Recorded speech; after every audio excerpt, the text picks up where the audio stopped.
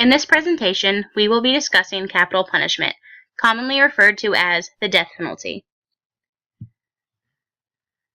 This PowerPoint and voice presentation was researched, created, and voiced by Group 3, consisting of Paige Grimes, Kelsey Gammons, and Madison DeLoach.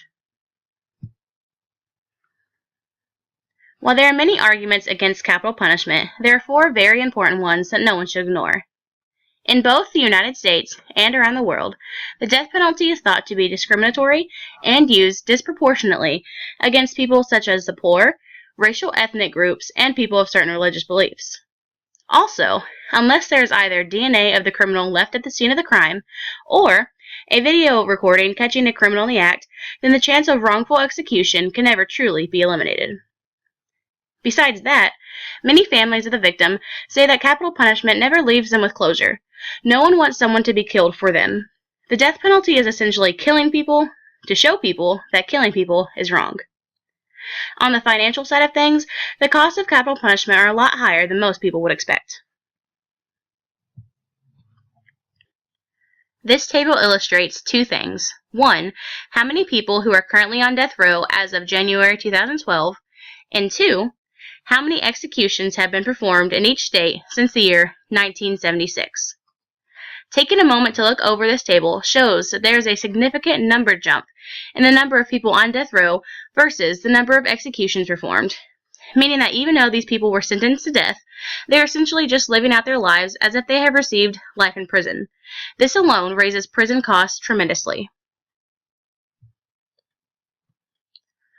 In a recent study carried out by a professor at the University of Washington, jurors were found to be 3 times more likely to recommend the death penalty for minority defendants opposed to a white defendant in a similar case. The study examined 285 different cases in which the defendants were convicted of aggravated murder. More than 20% of minority defendants who received the death penalty were convicted of all-white juries and all-white prosecutors. While this study just covers jurors and prosecutors in Washington, it shows how biased they can be with sentencing, even in today's society. Figure 1 examines the race of inmates currently on death row.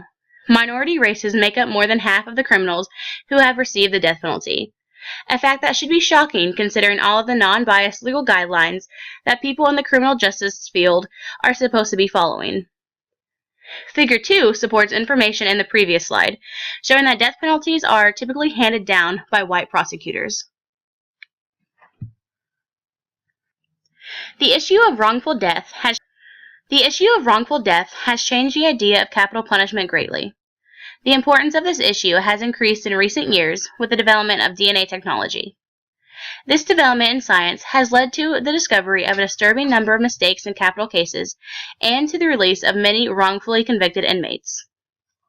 Since 1973, at least 121 people have been released from death row after evidence of their innocence emerged.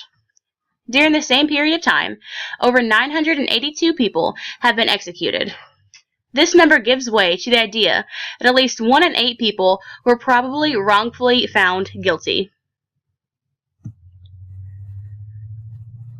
This chart shows the number of people exonerated due to wrongful findings. Exoneration means to find someone innocent who was previously found guilty. The number may seem small, but even 1 wrongfully accused person is entirely too many. Plus, these are just the ones who were actually acquitted and released from prison, but many fight for exoneration every year. A recent Seattle University study found that each death penalty case cost an average of $1 million more in cases where the death penalty was not sought.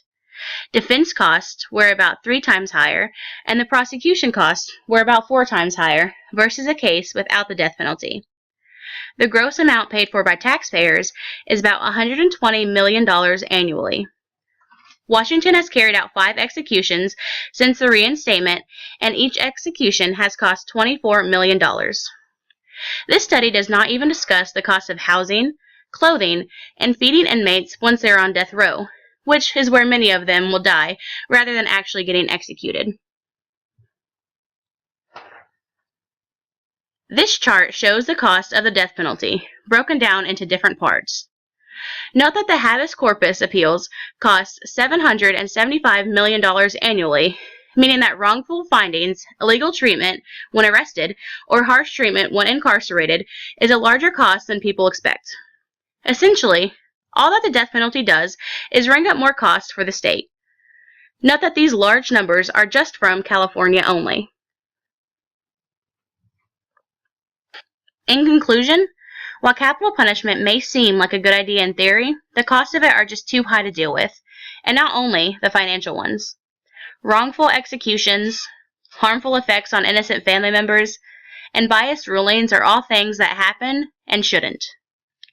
Plus, as stated in a previous slide, why should we kill people to show people that killing people is wrong?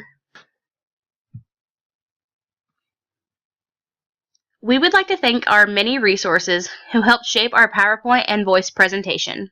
Thank you.